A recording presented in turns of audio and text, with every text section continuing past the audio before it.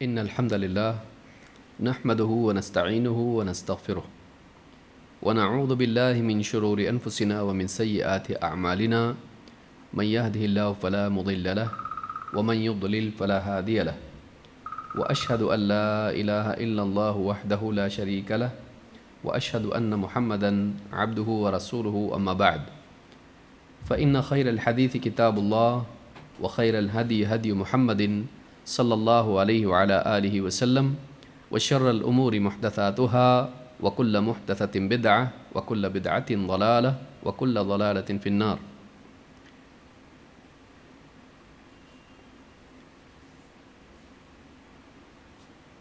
قال النبي صلى الله عليه وسلم إنما الأعمال بالنيات وإنما لكل امرئ ما نوى. رواہ البخاری و مسلم. قابل احترام اور بہنوں،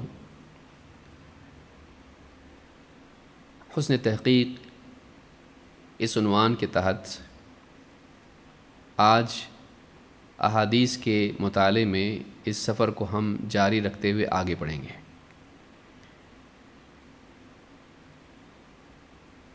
دین کے علم کے لیے تکلیف اٹھا کر، گرمی اور دھوپ برداشت کر کے چل کر آنا اور دینی مجالس میں شریک ہونا، یہ ایک بہت ہی عظیم الشان عمل ہے. اور ہم سبھی دیکھ رہے ہیں کہ گرمی اپنے عروج پر ہے، اور اتنی گرمی میں، اتنی دھوپ میں خواتین کا دین کے علم کی خاطر، اللہ کا دین سیکھنے کے لیے، اپنی زندگی میں تبدیلی لانے کے لیے، اللہ کی رضا کی خاطر دینی مجالس میں آنا اور دین کی باتیں سیکھنا، جبکہ بعد میں بھی وہ اس کو ڈاؤن لوڈ کر کے سن سکتے ہیں، لیکن پھر بھی تکلیف اٹھا کر دینی مجالس میں آنا یہ بہت ہی عظیم الشان عمل ہے. یہ کوئی آسان چیز نہیں ہے. لیکن یہ ایک خوش قسمتی کی چیز ہے کہ اللہ تعالیٰ اس بگاڑ کے دور میں ہم سب کو اس بات کی توفیق دے رہا ہے کہ ہم اپنے آرام کو تیاگ کر اور اپنی تکلیفوں کے باوجود، مسائل کے باوجود ہم دینی مجالس میں آ رہے ہیں. یہ اللہ تعالیٰ کی توفیق کے سوا اور کوئی بات نہیں ہو سکتی ہے. جس کو اللہ تعالیٰ توفیق دے وہی یہ کام کر سکتا ہے. یہ کوئی آسان کام نہیں ہے. اور اسی کے ساتھ ساتھ آپ دیکھیں کہ یہ جو دھوپ ہے اور یہ جو گرمی ہے، اس کا ایک پہلو یہ بھی ہے کہ یہ ہم کو یاد دلاتی ہے کہ قیامت کے دن کی گرمی اور دھوپ کیسی ہوگی. اگر یہ نہ ہوتی تو شاید ہم کو واقعی سمجھ میں نہیں آتا کہ گرمی کیا ہوتی ہے اور قیامت کے دن کی شدت کیا ہوگی. تو دنیا کی تکلیف سے گزرنا ایک انسان کے لیے آخرت کی تکلیف کو سمجھنا آسان کرتا ہے، اور اس تکلیف سے بچنے کے لیے کوشش کرنا، اسباب اختیار کرنا، دوڑ دھوپ کرنا یہ آسان کر دیتا ہے. تو دینی مجالس کی عظمت دل میں جب ہو تو اس کے لیے مشقت آسان ہو جاتی ہے. اللہ رب العالمین آپ سب کے آنے کو قبول فرمائیں، ہم سب کے آنے کو قبول فرمائیں.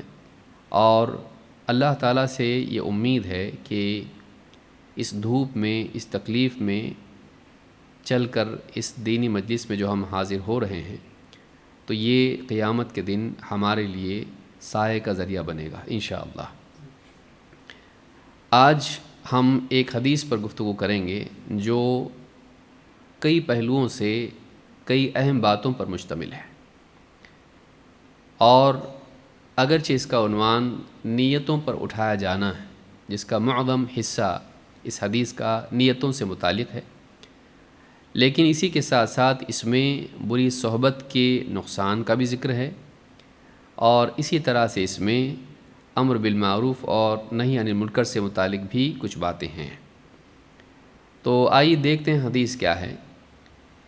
عن عبداللہ ابن الزبیر رضی اللہ عنہما ان عائشۃ قالت عبث، اور ایک روایت میں ہے عبث رسول اللہ صلی اللہ علیہ وسلم فی منامہ، عبداللہ ابن زبیر رضی اللہ تعالیٰ عنہ کہتے ہیں کہ عائشہ صدیقہ رضی اللہ تعالیٰ عنہ نے کہا عابث رسول اللہ صلی اللہ علیہ وسلم فی منامہ، اللہ کے رسول صلی اللہ علیہ وسلم نے اپنی نیند ہی میں اس طرح سے ہاتھوں کو استعمال کیا۔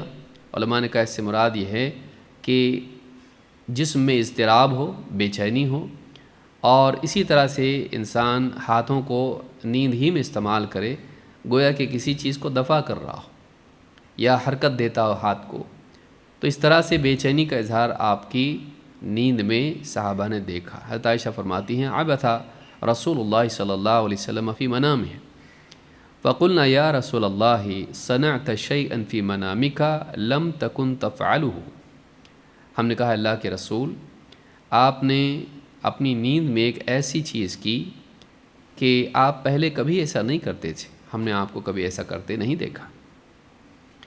قال العجب ان ناسا من امتی یؤمون بالبیت برجل من قریش، کہا کہ کچھ لوگ ہیں جو مجھے تعجب ہے، کچھ لوگ ایک شخص جو قریش میں سے ہوگا اس پر حملہ کرنے کے لیے، اسے پکڑنے کے لیے، اسے اذیت پہنچانے کے لیے اللہ کے گھر کعبہ کا رخ کریں گے، اس کی نیت کریں گے، اس کی طرف چلیں گے۔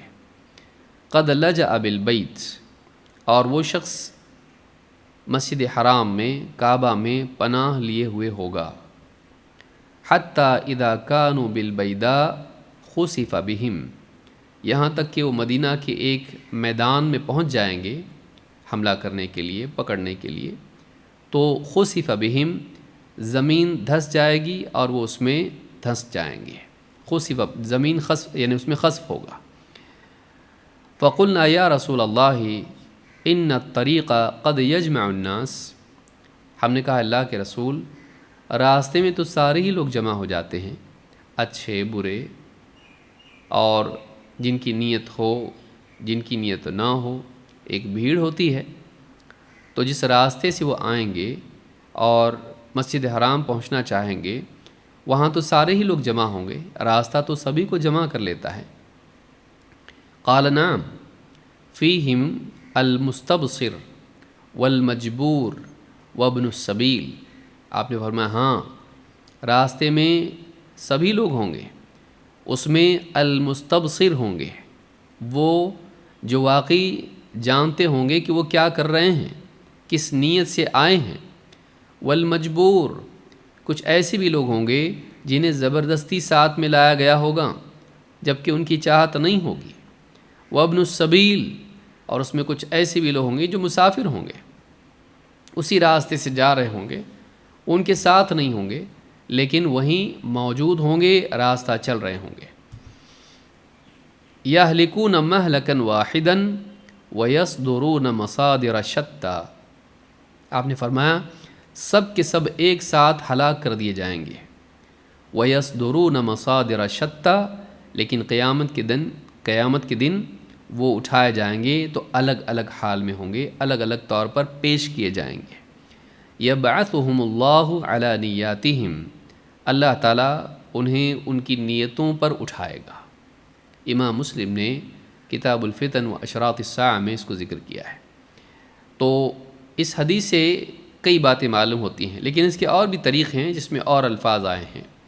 مثال کے طور پر مسلم ہی کی ایک روایت میں ہے سیعود بہذا البیت یعنی الکعبہ قوم، اس گھر میں یعنی کعبہ میں کچھ لوگ سیعود یعنی پناہ لیں گے، جیسے ہم اعوذ کہتے ہیں تو پناہ لینے کو یہ کہا جاتا ہے، تو کعبہ میں کچھ لوگ پناہ لیں گے۔ لیست لہم منعۃ ولا عدد ولا عدۃ، نہ ان کے کوئی دفاع کرنے والا ہوگا، ان کی حفاظت، ان کو بچانے والا کوئی ہوگا، ولا عدد، نہ ان کے پاس کثرت ہوگی، وہ کئی لوگ نہیں ہوں گے، تھوڑے سے لوگ ہوں گے، اور ولا عدۃ، نہ ان کے پاس کچھ ہتھیار ہوں گے اپنے دفاع کے لیے۔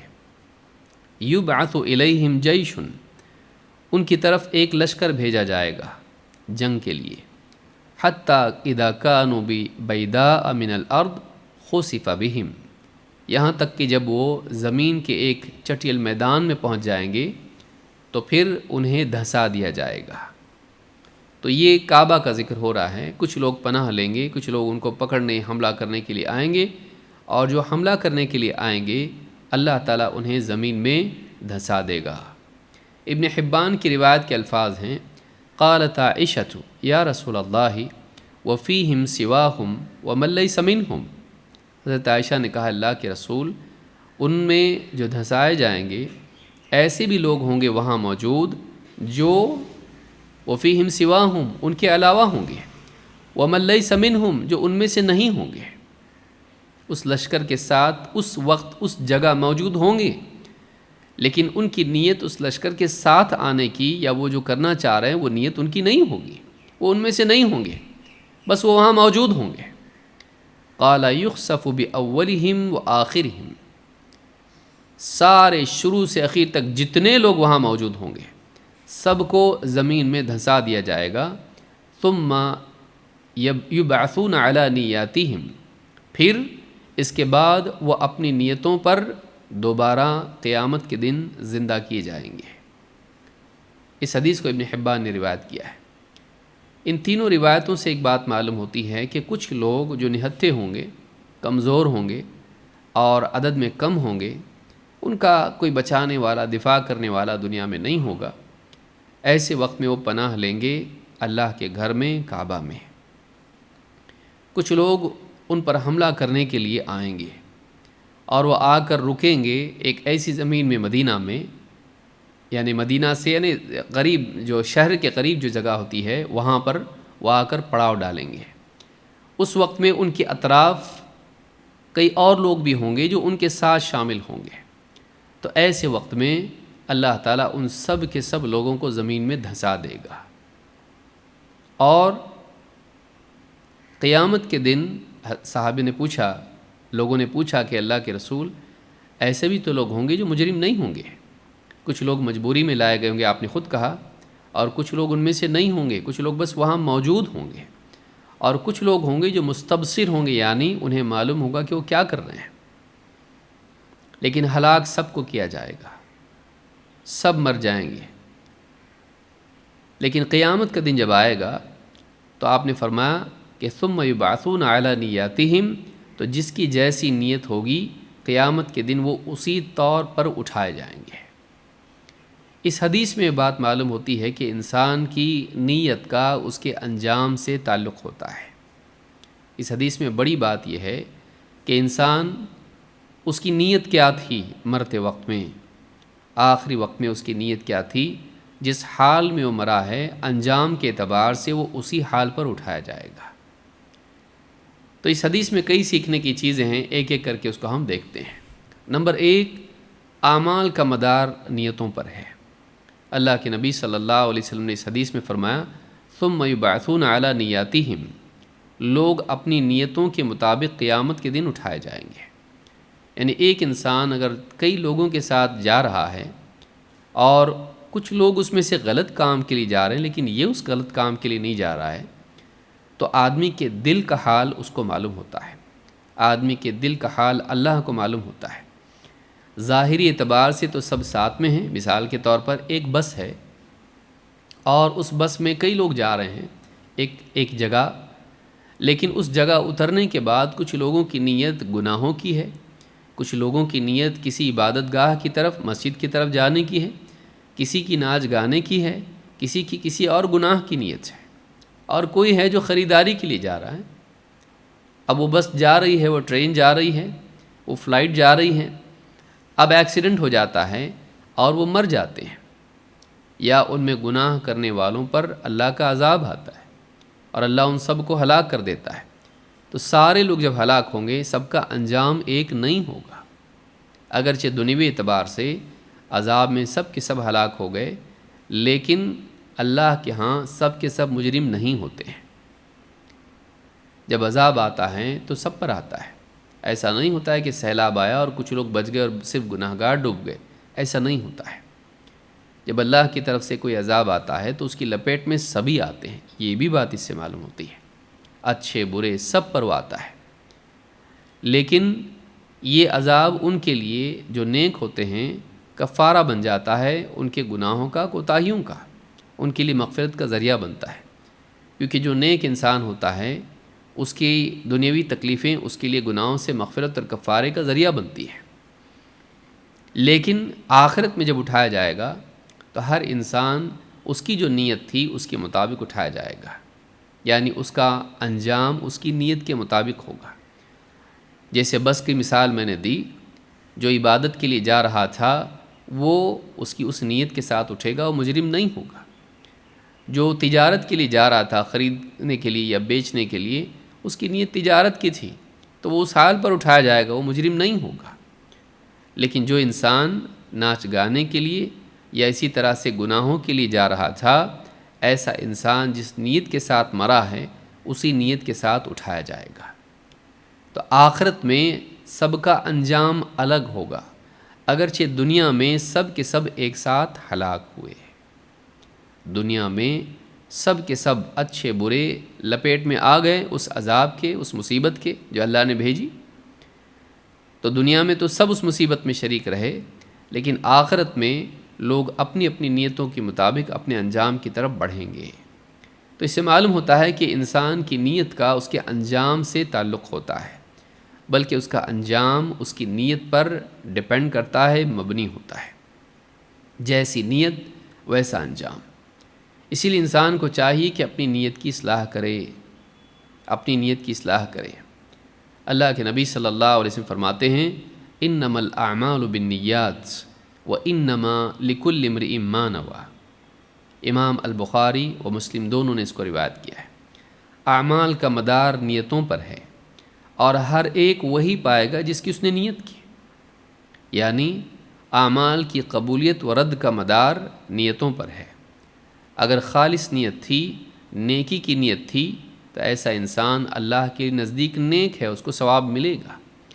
لیکن اگر نیت اس کی بری تھی، چاہے وہ نیک عمل کر رہا ہو، ریاکاری کی یا مادی منافع حاصل کرنے کی، تو ایسا انسان چونکہ اس کی نیت خراب تھی، اس کا عمل بھی مردود ہے۔ تو اعمال کی قبولیت کا اور رد کا مدار نیتوں پر ہوتا ہے۔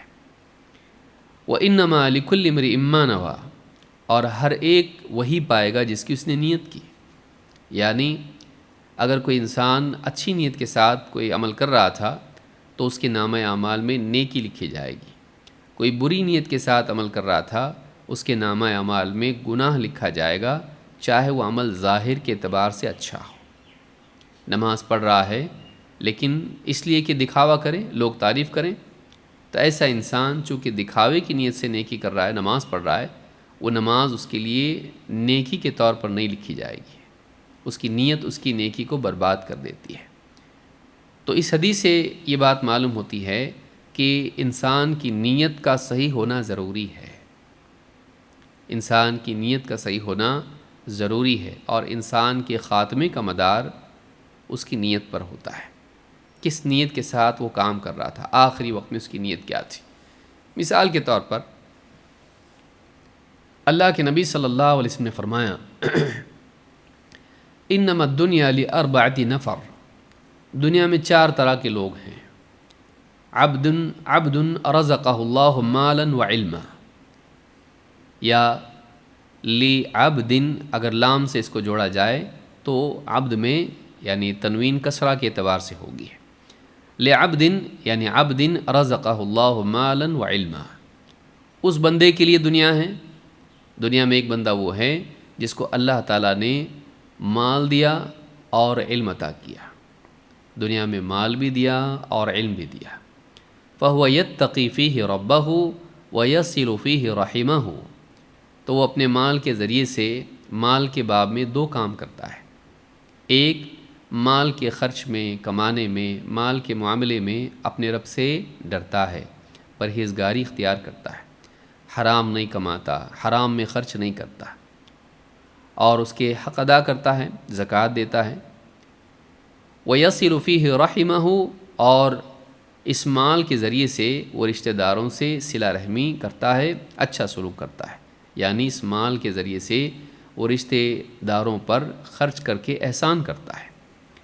وَيَعْلَمُ لِلَّهِ فِيهِ حَقًّا، اور اپنے مال میں وہ اللہ کا حق مانتا ہے، وہ یہ مانتا ہے کہ میرا جو مال ہے اس میں اللہ کا حق ہے، یعنی زکوٰۃ ادا کرتا ہے اس کی۔ فَهَذَا بِأَفْضَلِ الْمَنَازِلِ، تو یہ شخص جو ہے یہ سارے لوگوں میں سب سے اونچے مرتبے پر ہے، سب سے اونچی منزلت اس کی ہے۔ وَعَبْدٍ أَرَزَقَهُ اللَّهُ عِلْمًا وَلَمْ يَرْزُقْهُ مَالًا فَهُوَ صَادِقُ النِّيَّةِ، دوسرا بندہ وہ ہے جس کو اللہ تعالیٰ نے علم عطا کیا لیکن اسے مال نہیں دیا، علم تو دیا لیکن مال نہیں دیا، فَهُوَ صَادِقُ النِّيَّةِ، لیکن یہ شخص کیسا ہے؟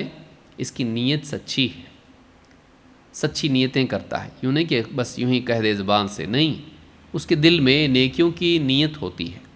یقول لو ان لی مالا لعملت بعمل فلان، وہ کہتا ہے کہ کاش کہ میرے پاس مال ہوتا تو میں فلاں کی طرح عمل کرتا، کوئی مسجد تعمیر کر رہا ہے، کوئی مدارس میں تعاون کر رہا ہے، کوئی خیر کے کاموں میں غربا فقراء کی مدد کر رہا ہے، نیکی کے کاموں میں خرچ کر رہا ہے، تو اس آدمی کے پاس مال نہیں ہے لیکن اس کے پاس علم ہے اور اس کے دل میں سچی نیت ہے، وہ نیکیوں کی رغبت رکھتا ہے، تو کہتا ہے کہ کاش کہ میرے پاس اگر مال ہوتا تو میں اس کو فلاں کی طرح خیر کے کاموں میں خرچ کرتا۔ آپ نے فرمایا فَهُوَ بِنِيَّتِهِ فَأَجْرُهُمَا سَوَاءٌ، تو یہ شخص اس کا معاملہ اس کی نیت کے مطابق ہوگا، اللہ کے ہاں ایسا انسان اپنی نیت کے مطابق شمار ہوگا اچھوں میں۔ فَأَجْرُهُمَا سَوَاءٌ، اور ان دونوں کا اجر برابر ہے، ان دونوں کا اجر برابر ہے، یعنی جیسے اس کو عمل کر کے نیکی ملے گی اس کو بھی عمل کے بغیر صرف نیت کی بنیاد پر نیکی ملے گی۔ ہاں، اب نیکی کرنے والے کا معاملہ یہ ہوگا کہ اللہ تعالیٰ عمل کرنے والے کو 10 گنا ثواب دیتا ہے۔ من جاء بالحسنۃ فلہ عشر امثالها، وہ عمل لے کر آیا ہے، یہ صرف نیت لے کر آیا ہے، تو دونوں میں مشترک بات یہ ہے کہ اس نے عمل کیا، مثلا کسی غریب کو کھلایا، اور اس نے نیت کی میں غریب کو کھلاتا، تو غریب کو کھلانے کی نیکی دونوں کو ملے گی، اس اعتبار سے دونوں برابر ہیں۔ لیکن یہاں یہ یاد رکھیے کہ لیکن اس کی نیت تھی اور عمل بھی تھا، اور اس کی نیت ہے لیکن عمل نہیں ہے، تو جو انسان عمل کرتا ہے اللہ تعالیٰ اس کے عمل کو 10 گنا کرتا ہے، تو جس نے نیکی کے کاموں میں خرچ کیا، تضعیف جس کو کہتے ہیں کئی گنا کرنا، یہ اسی کے لیے ہوتا ہے جو نیکی کرتا ہے، لیکن جو صرف نیت کرے اور نیکی نہ کر پائے اس کے عمل کی تضعیف نہیں ہوتی ہے، اس کو بس ایک نیکی ملتی ہے۔ تو یہاں اس دھوکے میں نہ رہیں کہ دونوں برابر ہو گئے، اور آپ سوچیں کیسے برابر ہو گئے، یہ صرف نیت کر رہا ہے اور وہ عمل کر رہا ہے، بلا شبہ اس اعتبار سے دونوں برابر ہیں کہ اس کو بھی غریب کو کھلانے کا ثواب ملے گا نیت کی وجہ سے، اور اس کو تو ملے گا ہی اس کے کھلانے کی وجہ سے، لیکن عمل کرنے والے کا عمل 10 گنا ہوتا ہے، نیت کرنے والے کا عمل 10 گنا نہیں ہوتا ہے، اس کو بھی یاد رکھیے، کم سے کم 10 ہے وہ تو، اور اللہ بڑھائے تو کئی گنا زیادہ بڑھا سکتا ہے، لیکن شروعات 10 سے ہوتی ہے۔ تو یہاں فَأَجْرُهُمَا سَوَاءٌ کا مطلب یہ نہیں ہے کہ دونوں کو برابر اجر ملے گا، مطلب یہ ہے کہ دونوں کو اس نیکی کا ثواب ملے گا، پورا پورا ملے گا۔ وَعَبْدٍ أَرَزَقَهُ اللَّهُ مَالًا وَلَمْ يَرْزُقْهُ عِلْمًا، پھر ایک بندہ وہ بھی ہے جس کو اللہ تعالیٰ نے مال دیا لیکن علم نہیں دیا، فَهُوَ يَخْبِطُ فِي مَالِهِ بِغَيْرِ علم، تو وہ اپنے مال میں علم کے بغیر ہی غلط تصرف کرتا ہے، اپنے مال میں موٹے الفاظ میں ہم کہیں جہالت کی بنیاد پر اپنے مال میں گڑبڑ کرتا ہے، اس میں خرافات کا ارتکاب کرتا ہے، لا يتقی فیہ ربہ ولا یصل فیہ رحمہ، نہ اپنے مال میں اللہ تعالیٰ سے ڈرتا ہے کمانے میں، خرچ کرنے میں، اور نہ اس میں رشتہ داروں کے ساتھ رحم کا سلوک کرتا ہے، یعنی رشتہ داروں پر خرچ نہیں کرتا، ولا يعلم للہ فیہ حقا، اور نہ اپنے مال میں اللہ کا حق جانتا ہے۔ فہذا بأخبث المنازل، تو ایسا انسان سب سے بدترین مرتبے پر ہے، کیونکہ اس نے گناہ کیا ہے۔ وعبد لم يرزقه اللہ مالا ولا علما، اور پھر چوتھا بندہ وہ ہے کہ جس کو اللہ تعالیٰ نے نہ مال دیا نہ علم دیا، مال بھی نہیں ملا اور دین کا علم بھی نہیں ملا۔ یہاں علم سے مراد دین کا علم ہے۔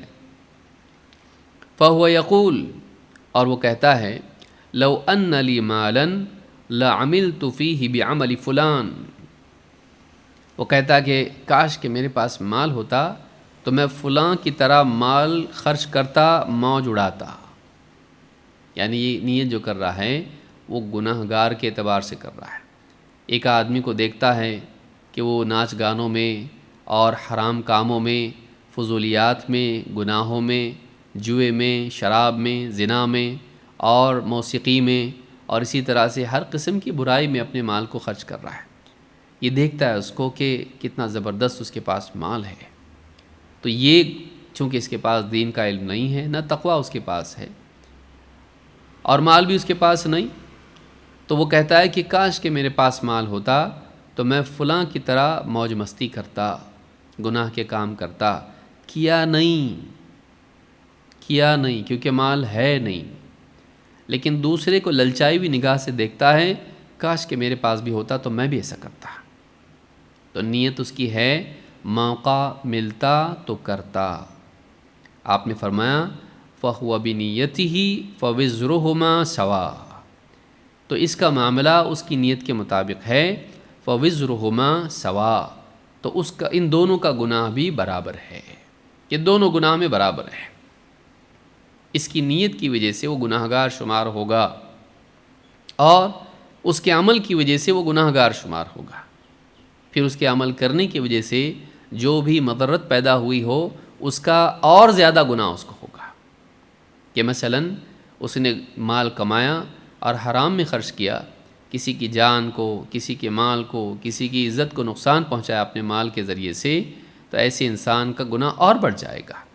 لیکن اس گناہ کا ارتکاب کرنے کے اعتبار سے اس کو اور اس کو برابر قرار دیا گیا، کیونکہ اس نے گناہ کی نیت کی۔ سوال پیدا ہوتا ہے کہ صرف نیت پر بھی گناہ ہوتا ہے؟ ہاں، اگر انسان اس نیت سے رجوع نہ کرے۔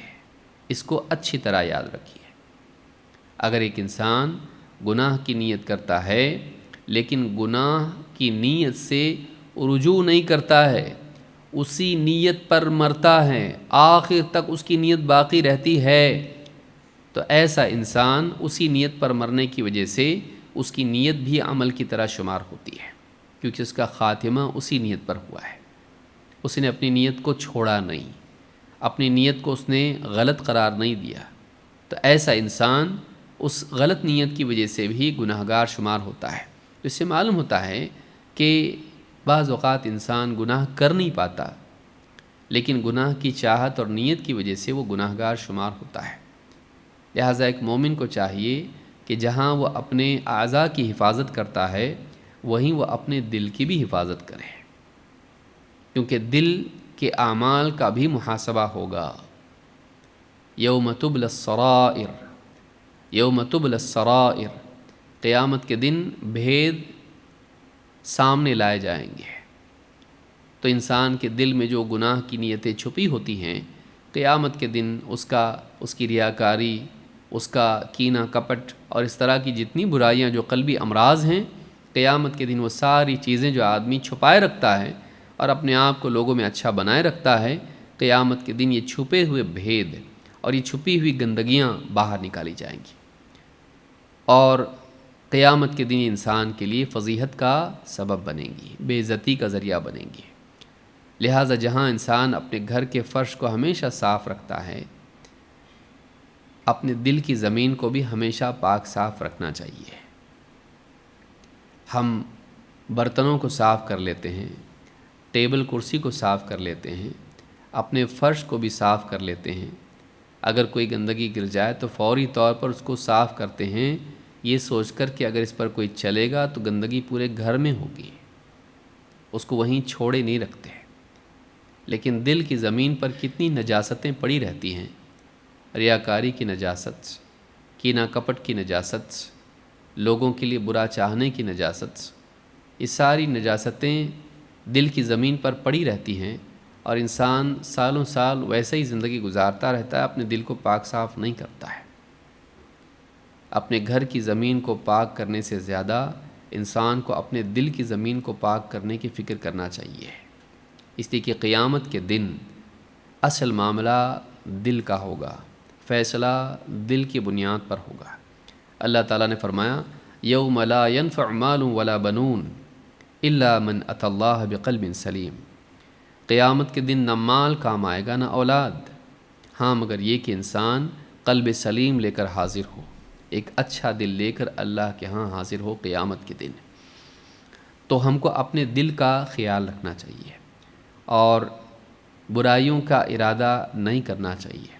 اگر نادانی میں کوئی کسی کو اذیت پہنچانے کا یا کسی گناہ کا ارادہ انسان نے کر لیا ہے تو اللہ کے خوف سے اس کو چھوڑ دینا چاہیے، توبہ کرنا چاہیے، اللہ کی طرف رجوع کرنا چاہیے۔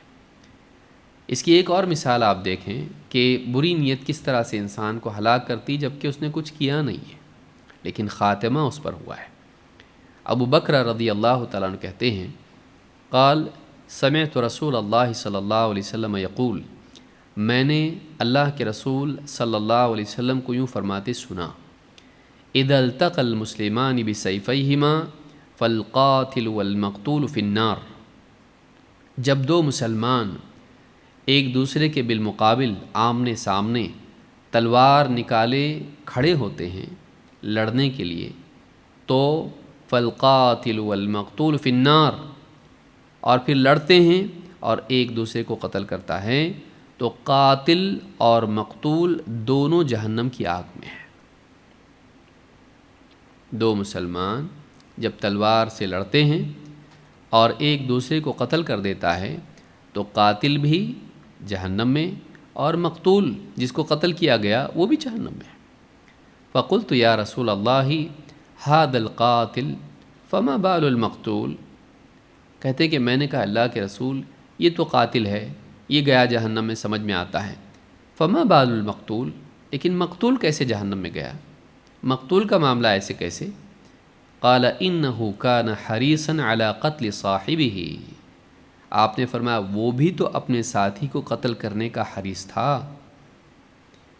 وہ بھی تو چاہتا تھا کہ قتل کرے دوسرے کو، لیکن وہ کر نہیں پایا، موقع ملتا کر دیتا، تو اسی نیت پر وہ قتل ہوا ہے کہ اگر مجھے موقع ملا تو میں اس کو مار ڈالوں گا۔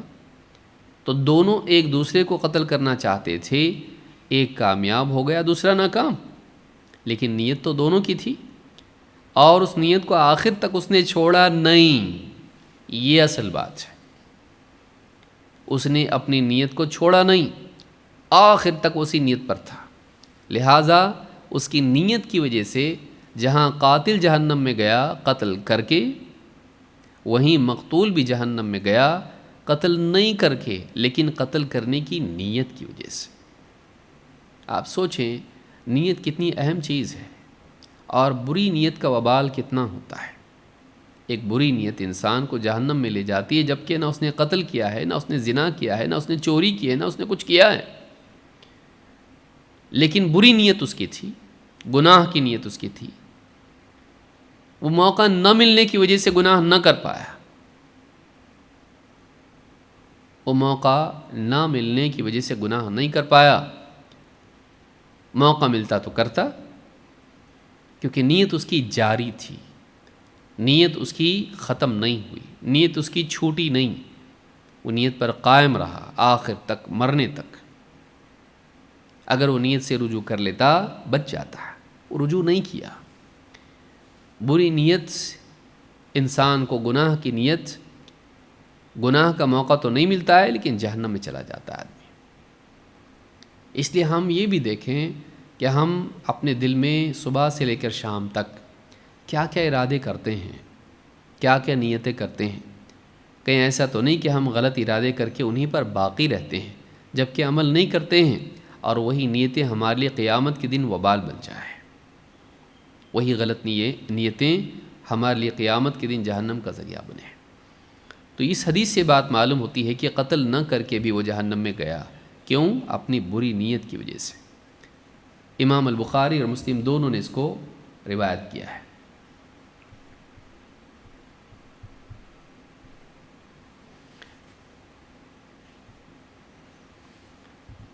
آئیے آگے بڑھتے ہیں۔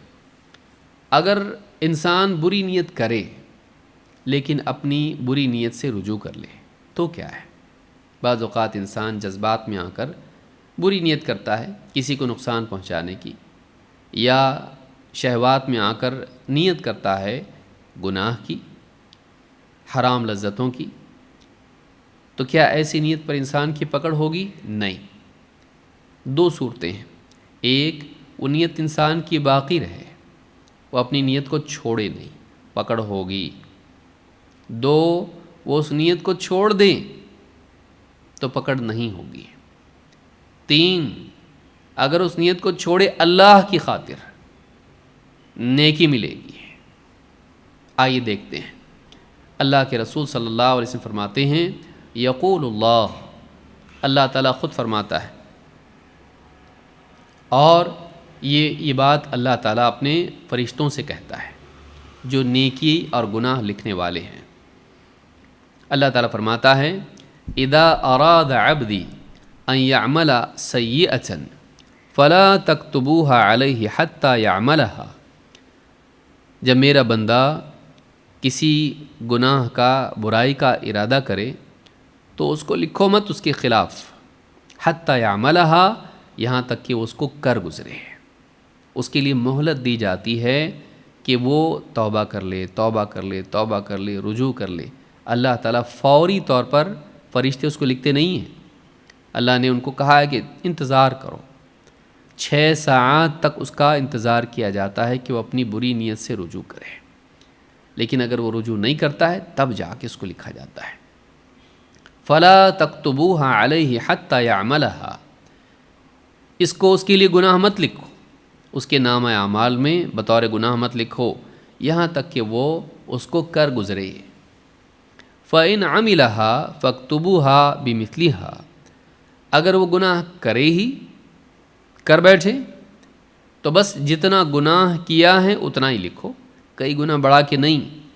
نیکیوں کا ہوتا ہے، ایک نیکی کرتا ہے 10 سے لے کے 700 بلکہ اس سے زیادہ گناہ تک اس کو کئی بار ملٹیپلائی کر کے لکھا جاتا ہے، الی اضعاف کثیرہ، لیکن گناہ کو کئی مرتبہ ملٹیپلائی کر کے اس کو کئی گناہ نہیں بڑھایا جاتا ہے، ایک گناہ کیا ہے تو ایک ہی لکھا جاتا ہے۔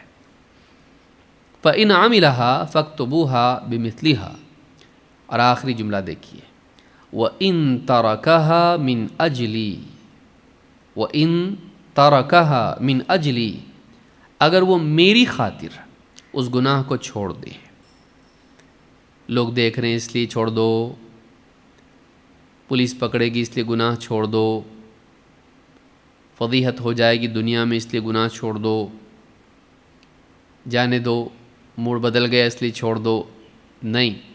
وَإِن تَرَكَهَا مِنْ أَجْلِي، اگر وہ میری خاطر اس گناہ کو چھوڑ دیتا ہے، فَاكْتُبُوهَا لَهُ حَسَنَةً، اس کے لیے ایک نیکی لکھو، اس کے لیے ایک نیکی لکھو۔ یعنی جو گناہ کی نیت آدمی نے کی ہو، جس گناہ کی نیت آدمی نے کی ہو، اگر آدمی اللہ کے لیے اس کو چھوڑ دیتا ہے، نہیں مجھ کو نہیں کرنا چاہیے، جذبات میں آ کے میں نے فیصلہ کیا گناہ کروں گا، لیکن نہیں کرنا چاہیے، کیوں؟ اللہ نے منع کیا ہے، اللہ دیکھ رہا ہے، قیامت کے دن اللہ کو کیا جواب دوں گا؟ اللہ کی خاطر اگر وہ گناہ چھوڑ دے تو اللہ تعالیٰ فرماتا ہے فَاكْتُبُوهَا لَهُ حَسَنَةً، اس کے لیے ایک نیکی لکھو۔ تو نیت کی تھی گناہ کی، لیکن گناہ کو محو کر دیا اللہ کے خوف نے، تو اس خوف کی وجہ سے اور اس نیت کے چھوڑنے کی وجہ سے اس کو ایک نیکی لکھی جاتی۔ کیوں؟ اس لیے کہ گناہ کو چھوڑنے کا سبب ایک نیکی ہے، ایک نیکی خیر کی وجہ سے، یعنی کس چیز کی وجہ سے؟ اللہ کا خوف، اللہ سے حیا، کیا یہ نیکی نہیں ہے؟ تو اس کے لیے ایک نیکی لکھی جاتی، کیوں؟ میری خاطر اس نے گناہ کو چھوڑا۔ معلوم ہوا کہ اللہ کی خاطر کسی برائی کو ترک کرنا بھی نیکی ہے۔ لیکن وہ اللہ کی خاطر ہونا چاہیے، لوگوں کی وجہ سے نہیں، کسی کی وجہ سے نہیں، اللہ کی وجہ سے۔ تو اللہ کی للہیت جب زندگی میں آتی ہے تو گناہوں سے بچنا بھی نیکی بن جاتا ہے۔ اس حدیث کو امام بخاری اور مسلم دونوں نے روایت کیا ہے۔ تو اس سے کل ملا کے بات یہ سامنے آئی کہ انسان اگر کسی نیکی پر مرتا ہے، یعنی نیت پر مرتا ہے، وہ نیکی اس کا قیامت کے دن حال ویسا ہی ہوگا، اسی حال میں اٹھایا جائے گا اپنی نیت کے مطابق۔ اور کسی گناہ کی نیت پر مرتا ہے، اسی حال میں اٹھایا جائے گا جبکہ گناہ نہیں کیا ہے، وہ مجرم ہے اللہ کے نزدیک، جہنم میں پھینک دیا جائے گا، الا یہ کہ اللہ تعالیٰ اس کو معاف کر دے، اس کی نیکیاں غالب آ جائیں، اللہ تعالیٰ اپنی رحمت سے اس کے ساتھ درگزر کا معاملہ کریں تو ممکن ہے کہ اللہ اس کو معاف کر دے۔ تو یہاں نیت کی اہمیت معلوم ہوتی ہے۔ ایک اور مثال دیکھتے ہیں، اللہ کے نبی صلی اللہ علیہ وسلم فرماتے ہیں، کان فی من کان قبلکم رجل قتل 99 نفسا، پچھلی امت میں جو تم سے پہلے گزری ہیں ایک آدمی تھا، اس نے 99 لوگوں کو قتل کیا تھا، فسأل عن اعلم اہل الارض فدل علی راہب، اس نے پوچھا لوگوں سے کہ زمین میں سب سے زیادہ علم والا کون ہے، بتاؤ میں اس سے ملنا چاہتا ہوں۔ فدل علی راہب، کسی نے اس کو رستہ بتایا کہ راہب کا۔ راہب کون ہے؟ عیسائیوں میں جو دنیا چھوڑ کے عبادت میں لگے رہتے تھے ان کو راہب کہتے ہیں۔ راہب اللہ کے خوف سے لذتوں کو چھوڑ کے عبادت گزاری کرنے والا، یہ عیسائیوں میں ہوا کرتے تھے، اسلام میں رہبانیت نہیں ہے۔ فدل علی راہب، تو اس کو راہب کی طرف کسی نے بھیج دیا۔ اب وہ راہب عبادت گزار تو تھا لیکن وہ علم والا نہیں تھا۔ فأتاہ فقال انہ قتل 99 نفسا، وہ آیا، اس نے کہا میں نے 99 قتل کیے ہیں، فہل لہ من توبہ، تو کیا توبہ کی کوئی گنجائش ہے؟ فقال لا، اب جھڑک کے کہا ہوگا، کچھ غصے میں آ کے ایسا کہا ہوگا اس عابد نے، کیونکہ اکثر بہت زیادہ عبادت کرنے والوں میں قسم کا گھمنڈ بھی ہوتا ہے، سختی بھی ہوتی ہے، اپنے آپ کو پاک سمجھنا یہ ہوتا ہے۔ فقال لا، اس نے کہا نہیں، توبہ نہیں ہے۔ فقتلہ، اس کو غصہ آیا تو اس نے اس کو ہی مار ڈالا۔ فقتلہ فکمل بہ 100، 99 تھے 2 ڈیجٹ، اب 100 ہو گئے 3 ڈیجٹ۔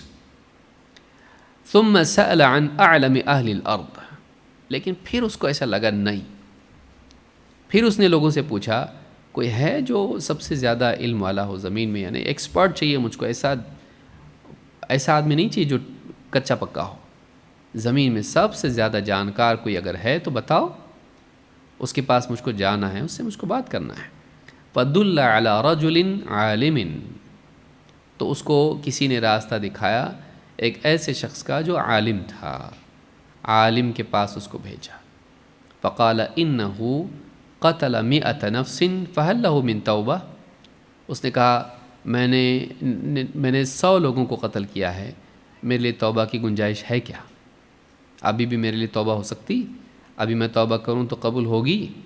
قال نعم، اس نے کہا ہاں۔ ومن یحول بینہ وبین التوبہ، کہا کہ تیرے اور تیری توبہ کے بیچ میں کون آ سکتا ہے؟ تیرے اور تیری توبہ کے درمیان کون آ سکتا ہے؟ یعنی اگر تو توبہ کرے تو اللہ توبہ قبول کرے گا۔ اور پھر کہا کہ انطلق الی ارض کذا و کذا، کہا کہ ایک کام کر، اس علاقے کو چھوڑ کے فلاں فلاں علاقے میں چلے جا، فلاں فلاں علاقے میں چلا جا۔ فإن بها أناسا يعبدون اللہ، اس لیے کہ اس علاقے میں کچھ لوگ ہیں جو اللہ کی عبادت کرتے ہیں۔ فاعبد اللہ معہم، ان کے ساتھ تو مل کر عبادت کر، انہی کے ساتھ ان کی صحبت اختیار کر اور عبادت کرتا رہے۔ ولا ترجع الی ارضک، اور اس زمین میں جہاں تو رہتا تھا اپنی بستی میں واپس مت آ۔ فإنها ارض سوء، اس لیے کہ وہ برا علاقہ ہے، ماحول خراب ہے، واپس آئے گا ویسے ہی بن جائے گا، برے ماحول کا بھی انسان پر اثر ہوتا ہے۔ تو اچھے لوگوں کے ساتھ رہ، برے لوگوں کے ساتھ نہیں۔ فانطلق حتى اذا نصف الطريق اتاه الموت، وہ چلتا رہا یہاں تک کہ اس نے آدھا راستہ طے کر دیا. اتاه الموت، اس کی موت آ گئی. موت آئی اور وہ اسی راستے پر جا رہا ہے. اس کی نیت جانے کی، آگے پہنچنے کی، عبادت کرنے کی، پہنچا نہیں ہے لیکن نیت ہے. اتاه الموت، موت آ گئی. فاختصمت فیہ ملائکۃ الرحمہ و ملائکۃ العذاب. اب اللہ تعالیٰ نے فرشتے بھیجے. اب اللہ نے رحمت کے بھی فرشتے بھیجے، عذاب کے بھی بھیجے. کیونکہ اللہ نے ایسا، اللہ تعالیٰ فرشتوں کو بھی سکھانا چاہتا ہے، ہم کو بھی سکھانا چاہتا ہے. یہ واقعہ اگر ایسا نہیں ہوتا تو ہم کو کیسے معلوم پڑتا؟ اور فرشتوں کو بھی اللہ تعلیم دیتا ہے. سبحانک لا علم لنا الا ما علمتنا. فرشتے کہتے ہیں اللہ تو پاک ہے، ہمارے پاس جو بھی معلومات ہے بس تیری سکھائی ہوئی ہے، تو سکھاتا ہے، ہم کو معلوم پڑتا. تو اللہ نے دونوں فرشتوں کو بھیجا، رحمت کے اور عذاب کے. لے آؤ. اب وہ بول رہے ہیں ہم کو بھی لانے کے لیے کہا گیا ہے، یہ بول رہے ہیں ہم کو بھی لانے کے لیے کہا گیا ہے. فقالت ملائکۃ الرحمہ، رحمت کے فرشتوں نے کہا جاء تائبا مقبلا بقلبہ الی اللہ، یہ شخص توبہ کر کے آیا اور اللہ کی طرف اپنا دل متوجہ کر کے آیا. وقالت ملائکۃ العذاب، عذاب کے فرشتوں نے کہا انہ لم یعمل خیرا قط، اس آدمی نے کوئی اچھا کام نہیں کیا ہے. فأتاہم ملک فی صورت آدمی، تیسرا ایک فرشتہ اللہ تعالیٰ نے بھیجا فیصلہ کرنے کے لیے، آدمی کی صورت میں وہ آیا. فجعلوہ بینہم، تو رحمت کے فرشتے، عذاب کے فرشتے، ان دونوں نے اس شخص کو اپنے درمیان فیصلہ کرنے والا، حاکم، حکم، فیصل بنا لیا.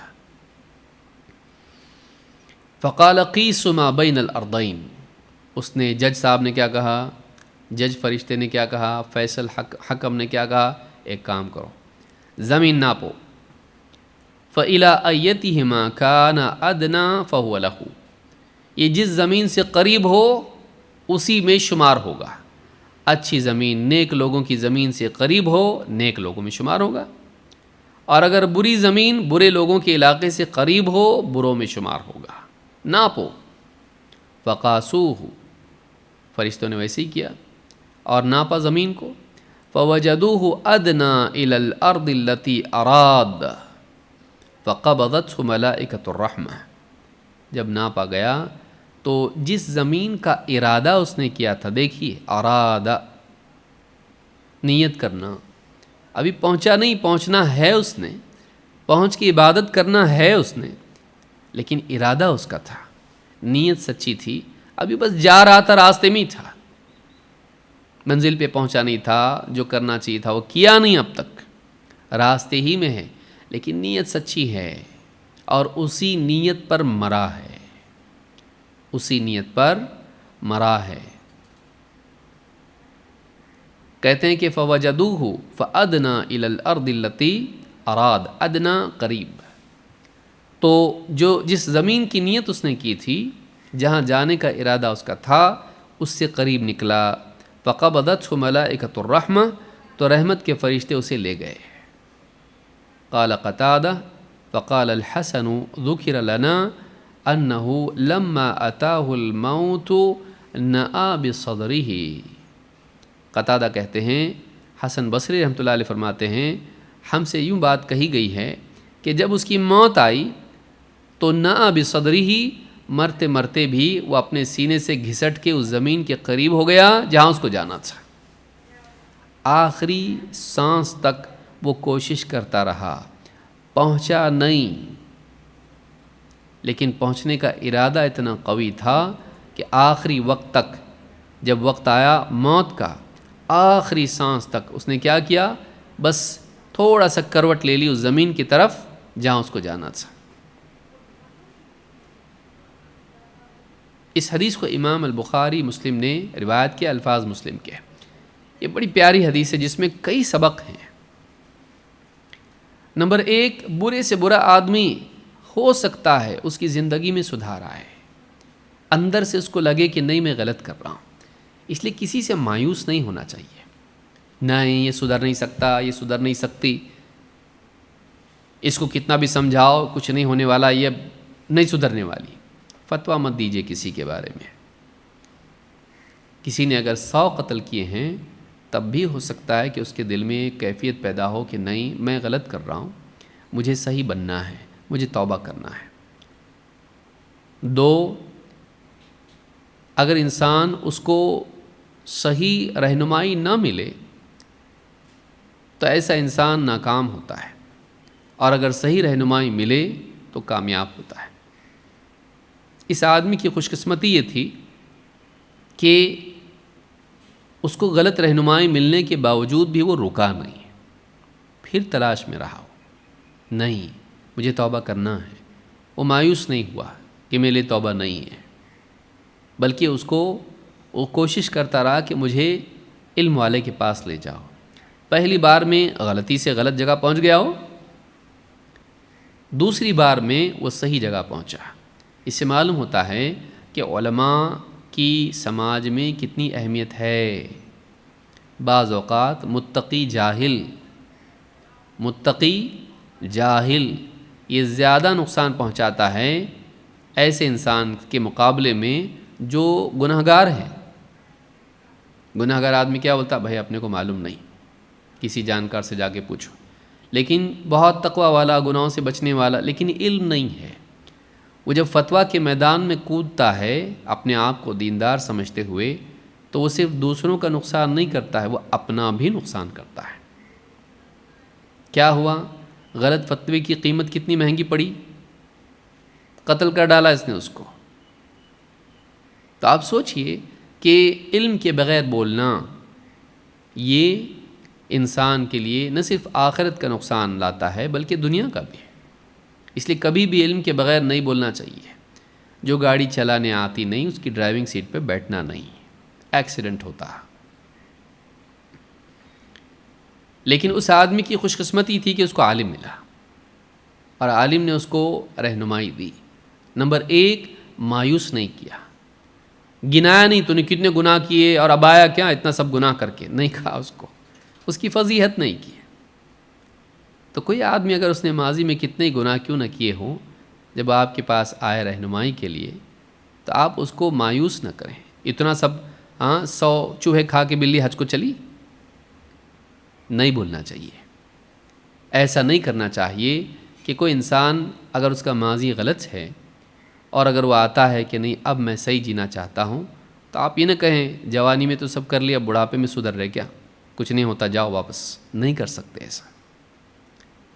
اللہ تعالیٰ جب چاہے کسی کو ہدایت دے، اور کوئی اگر آتا ہے پوچھتا ہے کہ میرے لیے کچھ توبہ ہے کیا میرے گناہ معاف ہو جائیں گے، تو اس کو اللہ سے امید دلانا چاہیے، اللہ کی رحمت کی امید دلانا چاہیے۔ ہاں کیوں نہیں، اللہ تعالیٰ غفور الرحیم ہے، اللہ کیوں معاف نہیں کرے گا؟ جب بندہ اللہ سے توبہ کرے تو اللہ کیوں معاف نہیں کرے گا؟ اس کو امید دلانا چاہیے۔ اور حقیقت ہے کہ اللہ تعالیٰ بڑا معاف کرنے والا ہے۔ اللہ تعالیٰ نے بدلے کا مالک ہے بعد میں کہا، اور الرحمن الرحیم ہے یہ پہلے کہا۔ اللہ تعالیٰ نے بدلہ، جزا، فیصلہ کو بعد میں ذکر کیا سورہ فاتحہ میں، پہلے اپنی رحمت کو بیان کیا، کیونکہ اللہ کی رحمت اس کے غضب پر غالب ہے۔ ان رحمتی غلبت غضبی، میری رحمت میرے غصے پر غالب ہے۔ تو کوئی انسان چاہے اس نے کتنے گناہ کیوں نہ کیے ہوں، اگر وہ توبہ کر کے آتا ہے تو اس کو قبول کرنا چاہیے۔ مزید اس میں یہ بھی ہے کہ انسان، آپ دیکھیے اس عالم نے کیا کہا، نمبر 1 اس کو مایوس نہیں کیا، نمبر 2 اس کو بستی چھوڑنے کے لیے کہا، تیرا علاقہ غلط ہے تو ان لوگوں کے ساتھ جا کے رہ جو نیک ہیں، عبادت گزار ہیں، یہاں مت رہے کیونکہ یہاں برے لوگ ہیں۔ اس سے معلوم ہوتا ہے کہ انسان کی شخصیت پر، اس کے اعمال پر، اس کی سوچ اور عمل پر صحبت کا بڑا اثر ہوتا ہے۔ آپ یہ دیکھیں آپ کن کی صحبت میں اٹھتے بیٹھتے ہیں، غیبت کرنے والے، چغل خوری کرنے والے، حسد اور کینہ کپٹ کرنے والے، دنیا ہی میں ایک دوسرے سے مقابلہ آرائی کرنے والے، ہر وقت سونا چاندی زیور پیسہ پرس، جوتی، سینڈل اور انہی چیزوں میں کھوئے رہنے والے، ہر دن آئینے کے سامنے بیٹھ کر اپنے آپ کو نہارنے والے، اپنی خوبصورتی پر ایک لیئر دوسرا لیئر، جیسے دیوار پر مارا جاتا ہے، پہلا لیئر دوسرا لیئر تاکہ دیوار چمک اٹھے، اس طرح سے اپنی خوبصورتی میں اضافے میں لگے رہنے والے اور ایک دوسرے سے مقابلہ کرنے والے، اترانے والے، ان لوگوں کی صحبت میں اگر آپ بیٹھیں گے تو آپ پر ان کا اثر ہوگا، آپ بھی انہی چیزوں کو بڑا سمجھنے لگیں گی جو ان کے نزدیک بڑی ہیں، اس سوسائٹی میں رہ کے آپ بھی ویسی ہو جائیں گے۔ لیکن اگر اس کے بالمقابل ایک عورت، ایک مرد دیندار لوگوں میں رہتے ہیں اور وہاں اللہ سے تعلق کی اہمیت ہے، آخرت کی فکر ہے، نیکیوں کی قدر ہے، اپنے آپ کو گناہوں سے بچانے کا مزاج ہے، ان کے ساتھ رہ کر ان چیزوں پر دھیان دے گا یا ان چیزوں پر دھیان دے گی جو اس ماحول میں پنپتی ہیں، ان کا تذکرہ ہوتا ہے، صحبت کا اثر ہوتا ہے۔ اپنی اولاد کے بارے میں سوچئے، آپ گھر میں لاکھ اچھے ہیں، بہت آپ لیکچر بھی دیتے بچوں کو، لیکن باہر اس کے دوست کیسے ہیں، کن کے ساتھ اٹھتا بیٹھتا ہے، کیا کرتا ہے، دیکھیے۔ آپ کی بچی کالج جاتی ہے، سہیلیاں اس کی کیسی ہیں، ان کا مزاج کیسا ہے، اس کے اثرات اس کے اندر آ رہے ہیں نہیں آ رہے ہیں، دیکھیے۔ جاسوسی مت کیجیے، لیکن نظر تو ڈالیے۔ صحبت کا انسان پر اثر ہوتا ہے، بری صحبت، اور اس حدیث میں وہ بھی دوسرا نقطہ ہے، اس پر بھی ہم گفتگو کریں گے۔ صحبت کا انسان پر اثر ہوتا ہے، لہٰذا اچھا ماحول، یہ جو دینی مجالس ہیں یہ کیا ہیں؟ آپ دیکھیے، دنیا داروں کے بیچ میں بیٹھیے، آپ کے ذہن پر کچھ وقت کے بعد میں دنیا دنیا دنیا دنیا آ جائے گا، پیسہ، دنیا، موٹر کار، زیورات، کپڑے، جوتے، سینڈل، آپ کے دماغ میں یہی گھومتا رہے گا۔ لیکن نیک لوگوں کے ساتھ بیٹھیں گے، دینی مجالس میں آئیں گے، آخرت اور ایمان اور اعمال کی بات ہوگی تو ذہن میں وہی رہے گا کہ ہم کو یہ کرنا ہے، یہ اہم ہے۔ ماحول انسان کے ذہن کو، سوچ کو متاثر کرتا ہے۔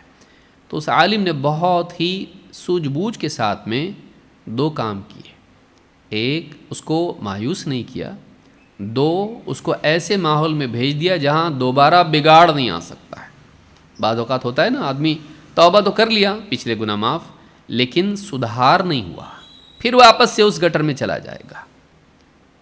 تو اب بعض اوقات انسان ماضی سے کسی صدمے کی وجہ سے، کسی مصیبت سے پریشان ہو کر توبہ تو کر لیتا ہے، لیکن توبہ اس کی توبہ میں بقا نہیں ہوتی ہے، توبہ باقی نہیں رہتی، تھوڑے دن کے پاس بعد واپس دھسل جاتا، پیچھے چلا جاتا، واپس اسی زندگی میں چلا جاتا۔ کیوں؟ ماحول صحیح نہیں ہے۔ بھئی آپ کیا سمجھتے ہیں، برف کو آپ راستے میں رکھیں گے دھوپ میں اور وہ پگھلے گا نہیں؟ ماحول، اگر آپ کو برف باقی رکھنا ہے تو اس کو فریج میں رکھیے۔ ماحول، فریج کا ماحول الگ ہے اور باہر کا ماحول الگ ہے، اس کو اس کی اصل حالت میں باقی رکھنا ہے تو اس ماحول میں رکھیے جس میں اس کی حفاظت ہوتی ہے۔ تو اس عالم نے کیا کیا؟ اچھا ماحول وہاں بھیج دیا۔ اور آخری بات یہ ہے کہ آپ دیکھیں، آخری وقت میں بھی وہ شخص گھسٹتا ہوا اس زمین سے قریب ہوا جہاں اس کو جانا تھا۔ معلوم ہوا کہ وہ اتنا ضدی انسان تھا کہ اس نے جب نیت کر لی تو اس پر ٹکا رہا، اور ایسا انسان کامیاب ہوتا ہے۔ آپ دیکھیے اس کا فیصلہ کس بنیاد پر ہوا، کون سی زمین سے قریب ہے، اور حدیث میں آیا کہ آخر وقت میں وہ اس زمین کی طرف کروٹ لے لی، اس نے اس زمین کی طرف بڑھا، وہ جہاں جانا تھا، یعنی آخر تک وہ کوشش کرتا رہا۔ اس سے معلوم ہوتا ہے کہ انسان جب ایک مقصد اپنا بنا لے، آخری سانس تک اس کے لیے کوشش کرتا رہے۔ وہ اپنی کوشش میں سچا ہونا چاہیے، اور نیت میں سچا ہے، اس کی علامت کیا ہے؟ عمل پر جمے رہنا۔ نیت کی سچائی کی دلیل یہ ہے کہ انسان آخر تک کوشش کرتا رہے، کوشش چھوڑنا نہیں، ہمت ہارنا نہیں، میرے سے نہیں ہو پائے گا، چلو اب میں جیسا ہوں ویسی رہ جاتا ہوں، نہیں، آپ 10 بار گرو گے لیکن اٹھو۔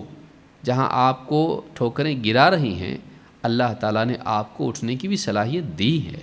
اگر آپ وہ صلاحیت استعمال نہیں کرتے ہیں تو آپ ناشکری کر رہے ہیں اور آپ ناکامی کے راستے پر اپنے آپ کو ڈال رہے ہیں. آپ اٹھیے واپس. 10 بار غلطی ہوئی، 10 بار اٹھیے، نہیں کروں گا میں، نہیں کروں گی میں، اور اپنے آپ کو دیکھیے کہ میں کیسے اپنے آپ کو بہتر بنا سکتی ہوں. لگاتار کوشش کیجیے. اس آدمی نے آخری وقت تک کہ وہ چلتا رہا، گر گیا، وہ موت کے قریب، تھوڑا اور اس نے اس راستے کی طرف بڑھا. کتنی طلب ہوگی اس کے اندر. جس حال میں انسان مرتا ہے اس کے ساتھ اللہ تعالیٰ ویسا ہی معاملہ کرتا ہے. وہ پہنچا نہیں تھا، وہ منزل پہ پہنچا نہیں تھا، لیکن اللہ تعالیٰ نے اس کو پہنچنے والوں میں شامل کر دیا اپنے فضل و کرم سے. اگر انسان حق کے راستے پر چلتا ہو اور خیر کی منزل تک پہنچنا چاہتا ہو، اس کی نیت سچی ہو، تو چاہے وہ نہ پہنچ پائے، اس سے پہلے اس کو موت آ جائے، اللہ تعالیٰ اپنے فضل و کرم سے اس کے بچے ہوئے راستے کو طے کرا کر اس کو منزل پہ پہنچا دیتا ہے. اللہ اس کی نیت کی وجہ سے اس کے عمل میں جو رہ گیا تھا اس کی بھرپائی کر دیتا ہے. نیت سچی ہونی چاہیے، جیسے اس آدمی کی تھی جس نے 100 قتل کیے تھے، لیکن دیکھیے جب اس نے نیت کی تو کتنی اچھی نیت کی، سچی نیت کی، اور کتنا ضدی تھا وہ. اور اس کو آپ کہیں ضدی کہنے کی بجائے آپ کہیں ثابت قدم تھا اپنی نیت پر، تو اور زیادہ اچھا. ایسے لوگ دنیا میں اگر رہیں تو وہ دنیا کو بھی بدلتے ہیں. آپ دیکھیں اس کے برعکس ایک دوسری حدیث، سہل بن سعد رضی اللہ عنہ کہتے ہیں ان رجلا من اعظم المسلمین غناء عن المسلمین، مسلمانوں میں ایک شخص تھا جو فی غزوۃ غزاها مع النبی صلی اللہ علیہ وسلم، بہت ہی ماہر آدمی اور بہت ہی قوی آدمی تھا جو نبی صلی اللہ علیہ وسلم کے ساتھ غزوہ میں شریک ہوا. فنظر النبی صلی اللہ علیہ وسلم فقال من احب ان ينظر الى الرجل من اہل النار فلينظر الى هذا، جو شخص کسی جہنمی کو دیکھنا چاہتا ہے اسے دیکھ لے.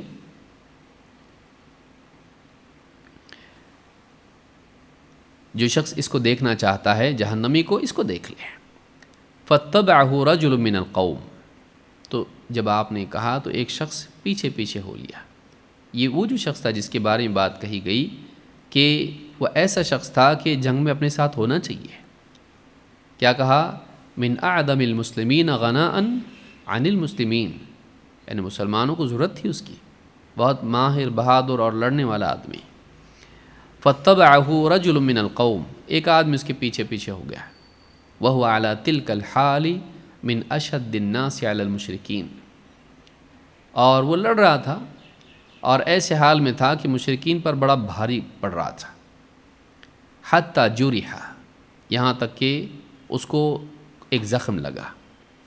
فاستعجل الموت، تو اس نے موت کے معاملے میں جلدی کی. کیا کیا؟ فجعل ذبابة سيفه بين ثدييه حتى خرج من بين كتفيه، اس نے وہ جو تلوار اس کی تھی اس تلوار کو اپنے سینے میں درمیان میں رکھا اور اس کی نوک کو، اور اس پر دباؤ ڈالا یہاں تک کہ وہ اس کے سینے کے پار ہو کر پیٹھ میں سے شانوں کے درمیان سے وہ تلوار نکل گئی. یعنی اپنے سینے میں اس طرح سے تلوار گھونپ لی. فاقبل الرجل الى النبی صلی اللہ علیہ وسلم مسرعا، تو وہ آدمی دیکھا جب اس نے ایسا زخم اس کو ہوا اور اس نے اپنے آپ کو ہلاک کر لیا، تو جو پیچھا کر رہا تھا اس کا دیکھنے کے لیے کہ اس کا حال کیا ہے، کیوں کہا ہمارے نبی نے ایسا، دوڑا دوڑا نبی صلی اللہ علیہ وسلم کے پاس آیا اور کہا اشہد انک رسول اللہ، میں گواہی دیتا ہوں کہ آپ اللہ کے رسول ہیں. فقال وما ذاک، آپ نے کہا کیا ہوا؟ قال قلت لفلان من احب ان ينظر الى رجل، قلت لفلان من احب ان ينظر الى رجل من اہل النار فلينظر الیہ، جو دیکھنا چاہتا ہے جہنمی کو تو دیکھ لے اس کو. وكان من اعظمنا غناء عن المسلمین فعرفت انه لا يموت على ذلك، میں دیکھ رہا تھا کہ مسلمانوں میں یہ بہت ہی کام کا آدمی ہے، اس کے بغیر چارہ کار نہیں۔ فعرفت انہ لا يموت علی ذلک، میں نے جان لیا کہ اس پر نہیں مرے گا وہ۔ فلما جرح استعجل الموت فقتل نفسہ، جب وہ زخمی ہو گیا تو اس نے موت میں جلدی کی اور اپنے آپ کو مار ڈالا۔ خودکشی کرنا حرام ہے، خودکشی کرنا جہنم میں لے جاتا ہے۔ فقال النبی صلی اللہ علیہ وسلم عند ذلک، جب آپ نے سنا تو کہا ان العبد لیعمل عمل اہل النار وانہ من اہل الجنہ، آدمی عمل کرتا رہتا ہے، لیعمل عمل اہل النار، جہنمیوں والے اعمال کرتا رہتا ہے، وانہ من اہل الجنہ، جبکہ اللہ کے نزدیک وہ جنتیوں میں سے ہوتا ہے، ویعمل عمل اہل الجنۃ وانہ من اہل النار، اور وہ جنت والے عمل کر رہا ہوتا ہے لیکن وہ جہنمیوں میں ہوتا ہے۔ وانما الاعمال بالخواتیم، اور مدار اعمال کا خاتمے پر ہے، آدمی کے خاتمے پر اس کے اعمال کا فیصلہ ہوگا۔ مسلم کے الفاظ ہیں ان الرجل لیعمل عمل اہل الجنۃ فیما یبدو للناس، فیما یبدو للناس وہو من اہل النار، آدمی لوگوں کے سامنے نیک اعمال کر رہا ہوتا ہے جنت والے، لیکن حقیقت اور انجام کے اعتبار سے وہ جہنمی ہوتا ہے۔ لوگ دیکھتے ہیں کتنا اچھا آدمی ہے، کتنے نیک اعمال کرتا ہے، نماز پڑھتا ہے، روزہ رکھتا ہے، ذکر و تلاوت کرتا ہے، سب کچھ کرتا ہے، یہ آدمی کیسے جہنم میں جائے گا، تو جنتی ہے۔ لیکن ابھی لوگوں کو معلوم نہیں ہوتا ہے آگے جا کر کیا ہونے والا ہے، مستقبل لوگوں کو نہیں معلوم ہوتا ہے۔ وَإِنَّ الرَّجُلَ لَيَعْمَلُ عَمَلَ أَهْلِ النَّارِ فِيمَا يَبْدُو لِلنَّاسِ وَهُوَ مِنْ أَهْلِ الْجَنَّةِ، اور ایک آدمی جہنمی عمل کر رہا ہوتا ہے، آپ دیکھیے لوگوں کے سامنے فیما یبدو للناس، لوگ دیکھ رہے ہوتے ہیں یہ آدمی اتنا برا ہے، 99 قتل کیے اس نے، 100 قتل کیے اس نے، لوگوں کو جج بنایا جائے تو جہنم کا فیصلہ کر دیں، لیکن لوگوں کو معلوم نہیں ہوتا ہے اب آگے کیا ہونے والا ہے۔ زندگی بھر کا گناہ گار بعض اوقات آخری وقت میں توبہ کر لیتا ہے، اور زندگی بھر کا نیک انسان بعض اوقات آخری وقت میں کفر کر دیتا ہے۔ معلوم یہ ہوا کہ زندگی بھر کی بھلائیاں برباد ہو جاتی ہیں آخری برے اعمال کی وجہ سے۔ بعض اوقات عمل اتنا برا ہوتا ہے کہ وہ ساری نیکیوں کو برباد کر دیتا ہے، اللہ کی شان میں گستاخی کر دی، کفریہ کلمات کہہ دیے جانتے بوجھتے سوچ سمجھ کے، تو ساری زندگی کی نیکیاں برباد ہو جاتی ہیں۔ لوگ زندگی بھر اس کو نیک سمجھتے رہتے ہیں لیکن خاتمہ اس کا غلط ہو جاتا ہے، اور ایک انسان لوگ اس کو گناہ گار سمجھتے ہیں، یہ سمجھتے ہیں کہ یہ کبھی سدھر نہیں سکتا ہے، لیکن اچانک اس کی زندگی میں کچھ ہوتا ہے، اس کو احساس ہوتا ہے اور وہ سدھار کی طرف آتا ہے، اور آخری دنوں میں زندگی کے نیک اعمال کر کے دنیا سے چلا جاتا ہے۔ لوگوں کا فیصلہ یہ ہوتا ہے کہ کبھی سدھر نہیں سکتا، لیکن وہ سدھر جاتا ہے، اس کا خاتمہ اچھا ہوتا ہے۔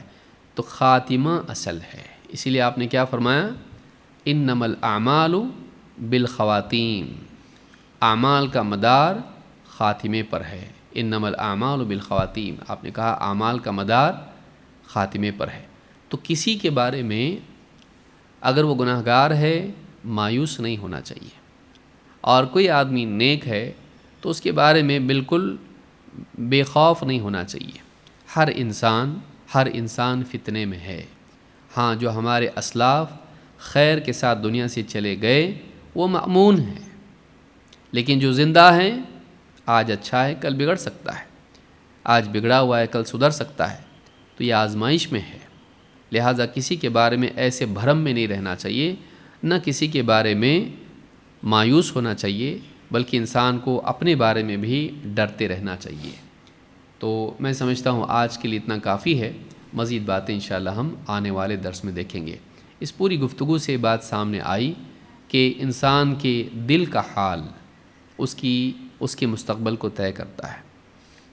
بعض اوقات انسان اچھا ہوتا ہے لیکن خاتمہ غلط ہو جاتا ہے، بعض اوقات انسان برا ہوتا ہے خاتمہ اچھا ہوتا ہے۔ تو کسی کے بارے میں نہ مایوس ہونا چاہیے، نہ اپنے بارے میں بے فکر ہونا چاہیے، اصل خاتمہ ہے۔ تو خاتمے کی فکر کرنا چاہیے کہ اللہ تعالیٰ ہمارا خاتمہ خیر پر فرمائیں۔ اپنی نیکیوں پر اترانا نہیں چاہیے کہ میں نے بہت کارنامے انجام دیے ہیں، میری اتنی نمازیں ہیں، میرے اتنے روزے ہیں، میری دین کی خدمت ہے، میرے حج ہیں، میرے عمرے ہیں، میں نے مسجدیں تعمیر کی ہیں، میں نے مدارس آباد کیے ہیں، میں نے یوں کیا ہے، میرے ذریعے اتنے لوگوں کو ہدایت ملی ہے۔ کبھی بھی بے فکر نہیں ہونا چاہیے۔ انسان کو شیطان کبھی بھی گمراہ کر سکتا ہے، تو اپنے بارے میں کبھی بھی انسان کو بے فکر نہیں ہونا چاہیے، اور دوسروں کے بارے میں کبھی بھی انسان کو مایوس نہیں ہونا چاہیے کہ اس کو ہدایت نہیں ملے گی، مل سکتی ہے۔ اور انسان کے انجام کا معاملہ اس کے دل کی حالت پر معلق رہتا ہے۔ آدمی بعض اوقات ظاہراً بہت نیک اعمال کرتا ہے، لیکن دل میں اخلاص نہیں ہوتا ہے، دل میں اخلاص نہیں ہوتا ہے، نیکیاں برباد ہیں۔ لہٰذا دل کی اصلاح کرنا چاہیے اور اپنے اعمال کی اصلاح کرنا چاہیے، اور اگر کوئی غلط نیت کی ہے تو انسان اس کو چھوڑ دے اللہ کی خاطر، اور اچھی نیت ہے اس کو باقی رکھے مرنے تک باقی رکھنا چاہیے۔ تو انسان کوشش کرتا رہے اس آدمی کی طرح جس نے 99 قتل کیے تھے، 100 قتل کیے تھے، آخری وقت تک اس نے کوشش کی، اور اس کی کوشش اس کے لیے مفید ثابت ہوئی۔ جب زمین ناپی گئی تو اس زمین سے قریب نکلا جہاں اس کو جانا تھا۔ تو ہم اپنی منزل کی طرف بڑھتے رہیں، رکے نہیں، آخری سانس تک بڑھتے رہیں۔